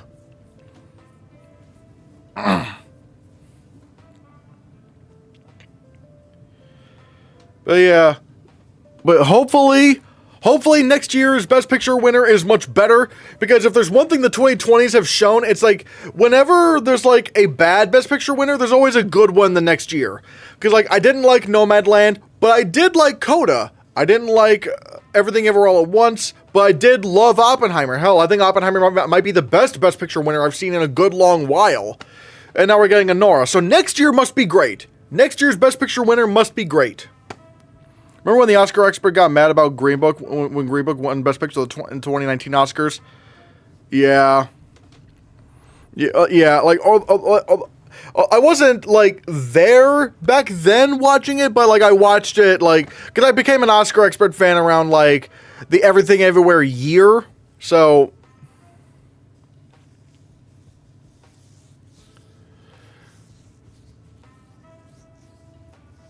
So yeah, I feel like, I don't know, like, yeah. I'm not really sure how to respond, because my brain is kind of dumb.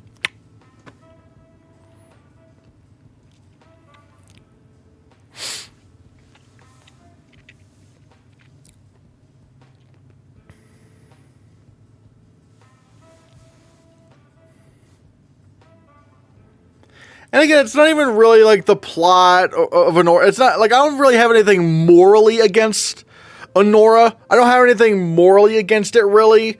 Like, I do like its message. It's sort of like, you know, how I like the message in Poor Things. But the problem is, for me, it's just not funny. It's just, at the bare bones of it all, I just don't think it's a comedy that's very funny. And that's just kind of what makes me not really root for Anora. And I'm kind of sad that it's winning Best Picture. Man, we could have had Sing Sing. We really could have had Sing Sing, guys. But no. Like, I think if Dune 2 or Sing Sing did better at awards, I think it would be nicer. I would be nicer to Anora and The Brutalist. It's hard seeing them not being nominated or lose to lesser films, but I own my feelings. It's just so strange how, like, Dune 2 is, like, the least likely film to win Best Picture, and Sing Sing just didn't get nominated. like, Sing Sing was supposed to be the crowd pleaser that everyone got behind. It was supposed to win SAG Ensemble. A24 absolutely destroyed the campaign for that film to focus on The Brutalist, and now The Brutalist is not even winning Best Picture. So A24 screwed themselves so badly. They literally had Sing Sing right in the palm of their hands, but they just did not bother campaigning it. They just did not bother to campaign it hard enough. Because the reviews were when you look at the Best Picture Oscar nominations, like, Sing Sing had a higher critic score than, like, any of the other films nominated. Even more so than I'm Still Here. And it flopped so badly this award season. Like, just so that they could focus on The Brutalist, which, again, that didn't work out. They just absolutely screwed themselves this year. Like, they had a perfect film. They had a perfect award season film. But they squandered it. They squandered it to try to... They squandered Sing Sing to try to go for The Brutalist. A film that was just... looking back on it, was never going to win Best Picture. A 3.5 hour long slow burn historical drama. Like, it's... Like, guys, you're not... It wasn't going to be Oppenheimer. Good. A24 deserves to lose for not properly campaigning Sing Sing. And I just don't know how Dune Part 2, did so badly. I mean, the more I think about it, the more I'm starting to realize Warner Brothers, ever since David Zaslav became, the main guy over at, became the CEO of Warner Brothers Discovery, it's like, Warner Brothers has been failing pretty badly with the Oscars as of lately. Like, Barbie only won Best Original Song. And what was it? Dune Part 2, didn't even get nominated for as many awards as the first film won. And let's not forget about what they did with Juror Number 2. I mean, Juror Number 2, that was a film that was guaranteed to be a big Oscar player.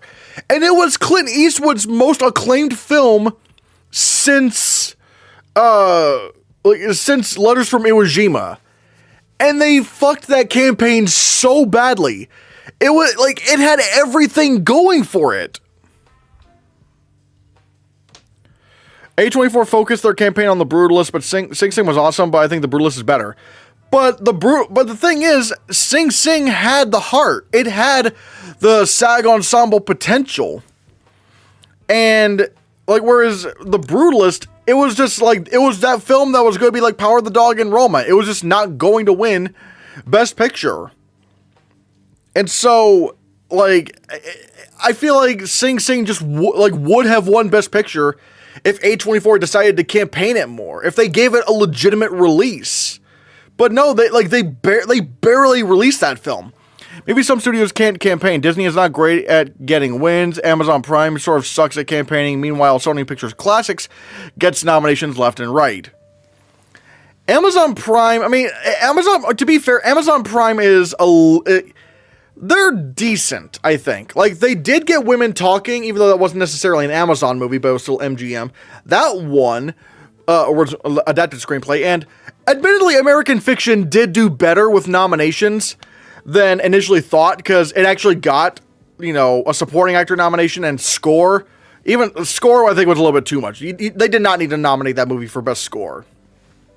But, Disney I truly believe The Brutalist didn't win Critics' Choice and didn't get into SAG Ensemble because it was underseen during voting. A24 delayed the wide release. Again, A24 is just they just didn't know what to do this. They did not know what to do this year. They had no idea what they were doing. And it just sucks. My God. Again, if they had just focused on Sing Sing, they probably could have had something there. They could have had something.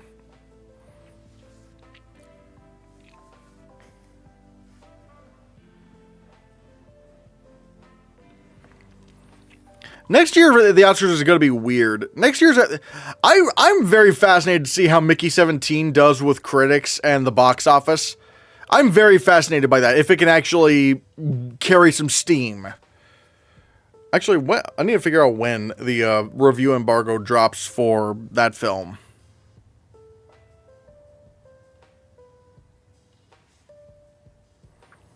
Mickey 17. Yeah, it does have their first reactions out, but we don't have reviews. I want to see how the reviews are. Like what is the Metacritic looking like? What is the Rotten Tomatoes looking like? Like, what does the box office look like? Because if the film has like very good critic reviews and does pretty well at the box office, but then again, it's Warner Brothers. They're bad at campaigning, so I don't know. Or at least as of lately, they're bad at campaigning. And also, like, I don't know, and the fact that it's, like, this early in the year, I don't know. It'll be hard because it's sci-fi. I mean, sci-fi can get in, but I don't know. It also kind of depends on, like, what the vibe is, because, like, nothing really is going to make sense. Obviously, in terms of, like, early predictions, nothing will make sense for Best Picture.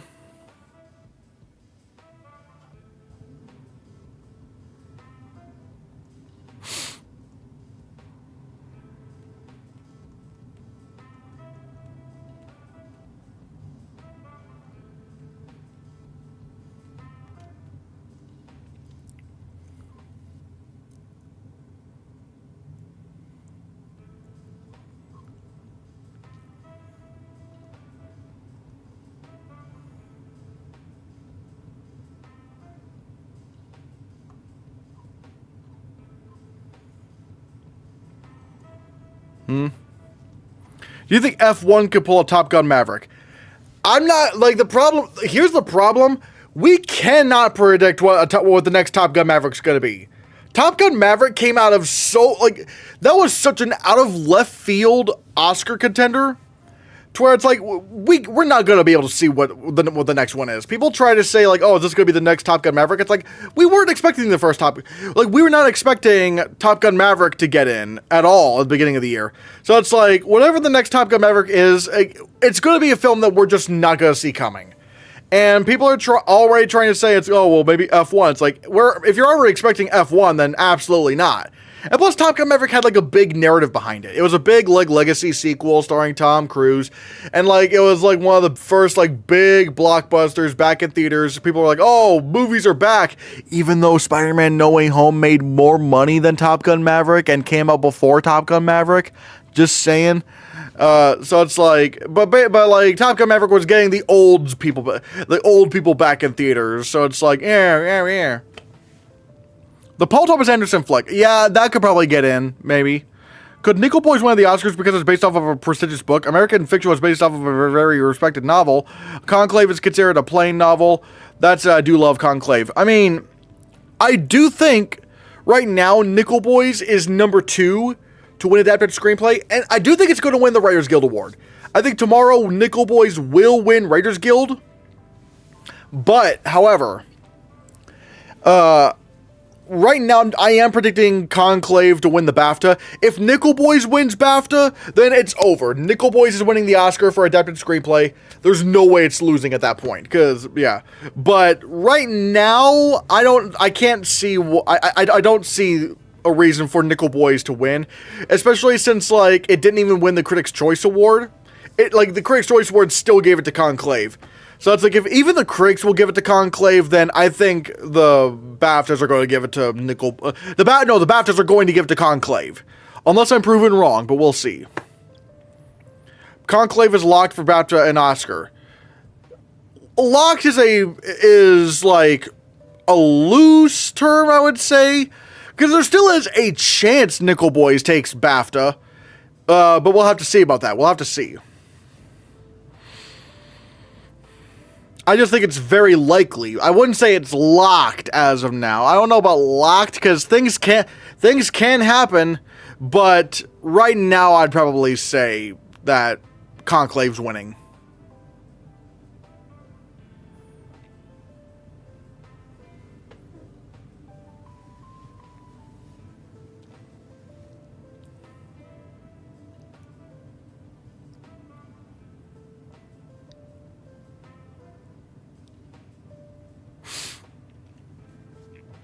But yeah.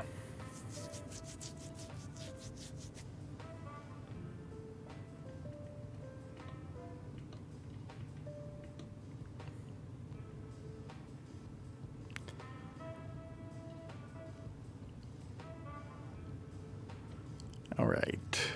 Let's see.